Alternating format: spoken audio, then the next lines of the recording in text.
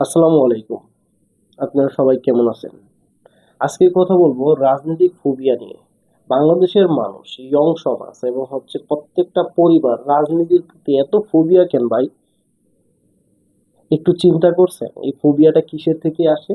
হ্যাঁ, ফোবিয়াটা আসে গত 53 বছর রাজনীতি যে ক্ষমতাসীন ছিল তারা গুম খুনের মধ্যে সীমাবদ্ধ ছিল।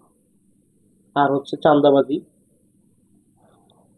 চাঁদাবাজি এবং বাজার দখল করা, অন্যান্য যে ব্যাপারগুলো না, মানে যত নেগেটিভিটি ছিল, যত মানে চুরি ডাকাতি করা যায় সবকিছু ছিল ক্ষমতাসীনদের সাথে। এইটাকে অবসান ঘটানোর জন্য, এইটাতে বিরক্ত হতে হতে বাংলাদেশে বেশ কয়েকটা অভ্যুত্থান হয়েছে। এর মধ্যে সবচেয়ে অন্যতম অভ্যুত্থানটাকে যদি বলেন, 24 অভ্যুত্থান।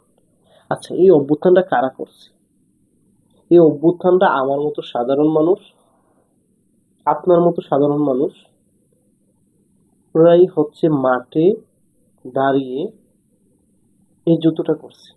আচ্ছা, এই যুদ্ধর প্রতি আমাদের যে বিশেষ দলের মানুষগুলো ছিল না, তাদেরকে কি কাউকে সামনে থাকতে দেখছেন? বাংলাদেশে অনেকগুলো হরতালও হয়েছে। যদি মনে করেন যে না, এই অভ্যুত্থানটা ছাত্রদের ছিল, এই জন্য আমরা বের হয় নাই, আমরা রাজনীতিটা বের হয় নাই, ভাই বাংলাদেশে তো এটা বাদে আপনাদেরও হরতাল ছিল। কয়টা হরতাল আপনারা সামনে ছিলেন? কয়জন আহত হয়েছে? আজ পর্যন্ত তো কোনো নেতা সামনে হরতালে গিয়ে গুলি খাইছে, মারা গেছে, এরকম ইতিহাস তো নাই। তাহলে এই যুদ্ধটা করে কে? এটা বিশেষ দলের সাধারণ মানুষরা করে, বড় বড় দলের সাধারণ মানুষগুলো করে, সাধারণ কর্মীরা করে। আর আমাদের মতো না, ছাত্ররা করে। ঢাকা ইউনিভার্সিটির ছাত্ররা করে, প্রত্যেকটা ইউনিভার্সিটির ছাত্ররা করে। আর কারা করে ভাই? হ্যাঁ ভাই, শ্রমজীবী মানুষরা করে। আচ্ছা, যখন যুদ্ধ শেষ, সবকিছু শাটডাউন কমপ্লিট, আপনারা না, ওই যে সুশীল, ওই সময় যারা খবর দেখতেন, টিভিটা লাগাই দিয়ে বসে থাকতেন যে ভাই কারা মারা গেছে, কজন মারা গেছে, একটা পোস্ট করা যাবে কিনা। এই লোকগুলো না এখন সামনে আছে। এই লোকগুলা সবসময় থাকে ভাই। যুদ্ধের সময় তারা কয়টা যুদ্ধ করছে? নেতা দেখেন না, বিএনপির নেতা, জামাতের নেতা বা অন্যান্য যে যতগুলো দল আছে, প্রত্যেকটার ভিতরে যুদ্ধ করছে কয়জন লোক আছে? ওই সময়টাই, এখন ধরি না, এখন তো অনেকদিন হয়ে গেছে। কিন্তু খুব বেশি পাবেন না। সুশীলরা চলে আসে, সামনে সুশীলরাই চলে আসে, এখনো সুশীলরা চলে আসছে। এর একটা কারণ আমরা যারা ইয়ং আছি এখন ওই ফোবিয়ার ভিতরে আছি। এই ফোবিয়াটা থেকে বের হতে হবে। এই ঘৃণিত রাজনীতি যে আমরা কথাটা বলি, এটা থেকে বের হতে হবে। এই ঘৃণিত রাজনীতিটা যাতে আপনাদের আগামী প্রজন্ম না পায়। আগামী প্রজন্মর জন্য হলো আপনি মাঠে নামেন এবং আপনার নাগরিক সুবিধা, নাগরিক অধিকার প্রতিষ্ঠা করেন।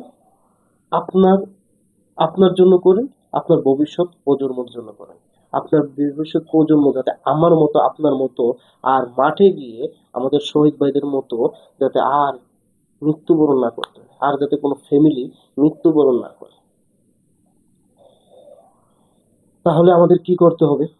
ইয়ং সমাজ, এই জুলাই থেকে আমাদের যে একটা অবস্থান তৈরি হয়েছে, রাজনৈতিক অবস্থান তৈরি করছে, আমাদের যারা একদম মাঠ পর্যায়ে, যারা জীবনের ঝুঁকি নিয়ে, জীবন মৃত্যুর সনদ পেয়ে যারা যুদ্ধ করছে, অভ্যুত্থান করছে, এই অভ্যুত্থানে যারা করছে তারা নিয়ে তো একটা করা হয়েছে, আমাদের একটা রাজনৈতিক দল হয়েছে।